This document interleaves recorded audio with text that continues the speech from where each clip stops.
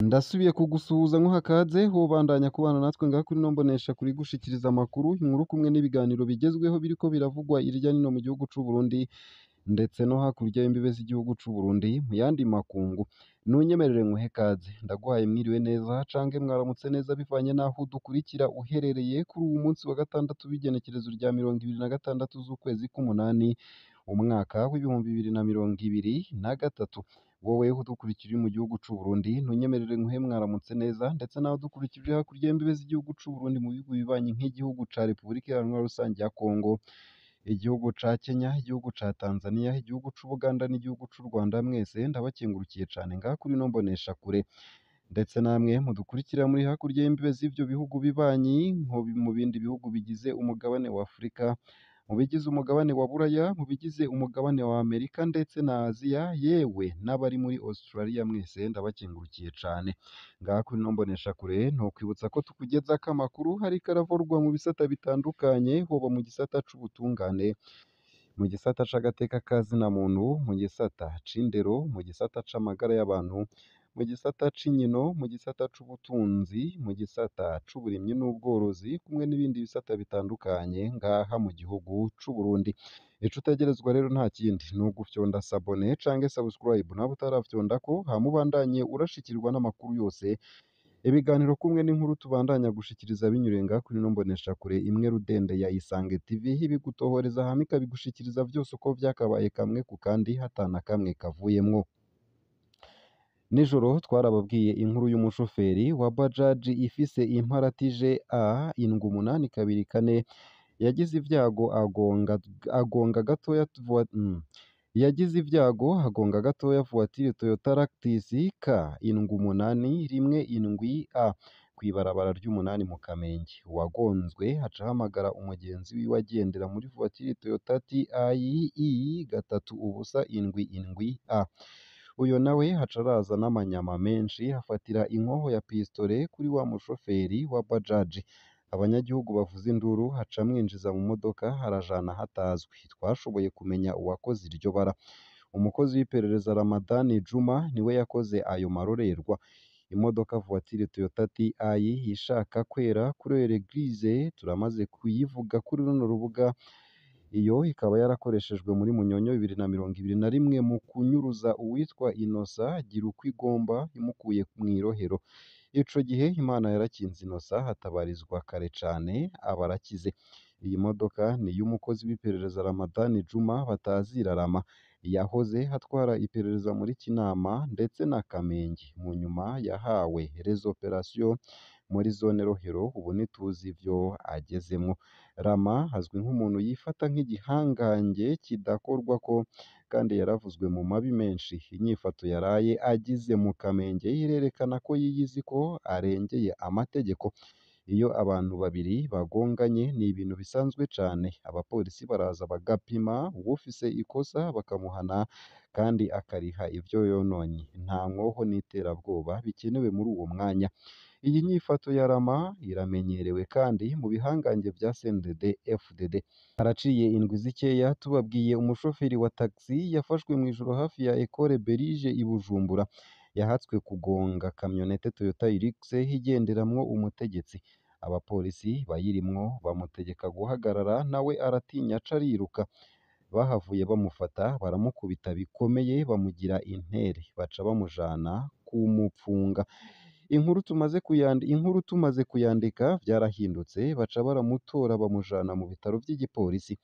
Imana yarakinze, haciye iminsi yarakize. Dutohoje twasanze iyo modoka yakoze ivyo bintu yari yigenderamwo General Alexandre Muyenge harongoye API, akaba n'umukuru w'ishirahamwe ry'umupira w'amaguru FFB. Kuba yitwa Generale Muyenge yumva bimuhaye ububasha bwo guhonyora uwashatse, ariko we yaramanagize uwo mutima wo kuvuza uwo yagiriye nabi. Agahebuzo yari General de Police Alain Guillaume Bunyoni. Abashoferi batari bake barakubiswe ngo ntibabishije korutege yiwe hakiri umushikiranganji ajejwe umutekano. Amakuru tudashobora kwemeza aravuga ko hoba hariho umushoferi wa bisi ku Musaga yigeze gukubitwa nk'uko ngo ntiyabishije imodoka ya Bunyoni yoba yarakubiswe kugeza n'aho yitaba Imana uwo mumenya yomutumenyesha amazina Bunyoni yari yarageze aho yigarurira ibarabara none uyu munsi bwa buhangange bumariye iki Bunyoni kuba umukuru w'igihugu kuba umukuru ntibisigura guhonyora abato mwe bakuru Imana itiza akanya k'ubutegetsi mukibaza ko musigaye muri utumana murama mwibuka ko iyabagejeje ngaho ariyo nyene ishobora kuduza urya muhonyora mwibuke kandi ko urya mwibaza ngo ni muto ari we ashobora kubatabara ejo ntihagire uwuzobahenda ngo duca tubemera iyo mwigenjeje gutyo ahubwo dusanga muri bato cane mu mutwe uwuhambaye vy'ukuri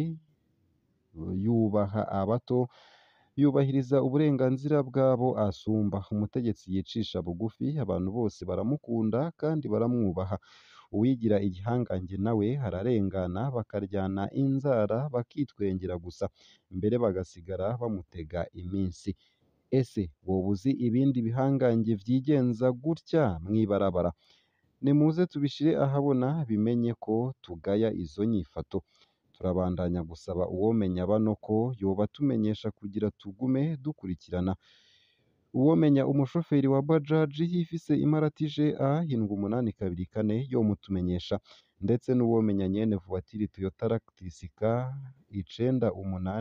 9817A nawe nyene yomutumenyesha kugira tugume dukurikirana tukaba tubisomye neza na neza ku rukuta rwa Pacifique Ninahazwe nayo mu bindi kandi nuko mu ntara ya Cibitoke ndahabonye Imana Nikodeme yahagaritswe mu mabanga yo kurongora komine Mabayi nk'uko biri mu itegeko nshikiranganji nomero 530 akarongo kaberamye 1997 ryo kuwa 10 Myandagaro 2023 ryo mu bushikiranganji mu byo bujejwe harimwo intwaro yo hagati mu gihugu ndahabonye Imana Nikodeme yahora ari musitanteri wa komine Mabayi yo mu ntara ya Cibitoke yarahagaritswe muri ayo mabanga muri urwo rwandiko rwatewe ko umukono ku wa 10 Myandagaro 2023 ariko tukaba turubonye kuri uwa gatanu igenekerezo rya 25 Myandagaro 2023 mu ngingo yarwo ya gatatu buramatari wa Cibitoke akaba yasabwe gushira mu ngiro vyihuta iryo tegeko rihagarika uwo mutegetsi wa komine Mabayi gushika ubu iyo ndongozi ikaba yari imaze iminsi ipfunzwe iri kumwe n'abandi bagirizwa gukorana n'imirwi y'abagwanyi iyo ngingo imuhagarika ikaba igiye ahabona inyuma y'aho umushikiranganji wa mbere w'u Burundi Gervais Ndirakobuca agabishije abanyagihugu bo ngaho muri komine Mabayi abasaba kuvavanura n'imigwi yitwaje ibirwanisho icumbitse mu ishamba rya Kibira hakaba hari kuri uwa kabiri igenekerezo rya 21 Myandagaro 2023 mu nama yagirishije abajejwe intwaro inzego z'umutekano hamwe n'abanyagihugu Gervais Ndirakobuca yagiriye kagabisha na bamwe mu bajejwe intwaro n'umutekano boba bari mu bashigikiye iyo mirwi kuzofatwa hazopfungwa hisunzwe amategeko nayo mu bindi kandi nuko mu Kamenge hari abantu batatu harimwo abana babiri bakomerekeye mu isanganya ry'umuriro umuriro wadutse ahadandarizwa mu matera n'amafirigo mu Kamenge kw'ibarabara ry'indwi mu masaha y'umuhingamo yo kuri uwa kane igenekerezo rya 24 Myandagaro 2023 abantu batatu harimwo abana babiri nibo boba barakomerekeye muri iryo sanganya amakuru ava ngaho mu Kamenge akaba amenyesha ko abo bakomeretse baciye batwarwa kwa muganga mwomenya ko uwo muriro bivugwa ko waturutse ku mbabura yariko irakira iruhande yaho habereye isanganya nk'uko amakuru atangwa n'abadandariza ngaho havyemeza bamwe mu badandariza muri ico kibanza bakaba bamenyesha ko hariho abikitse mu kiza bagasahura bimwe mu bidandazwa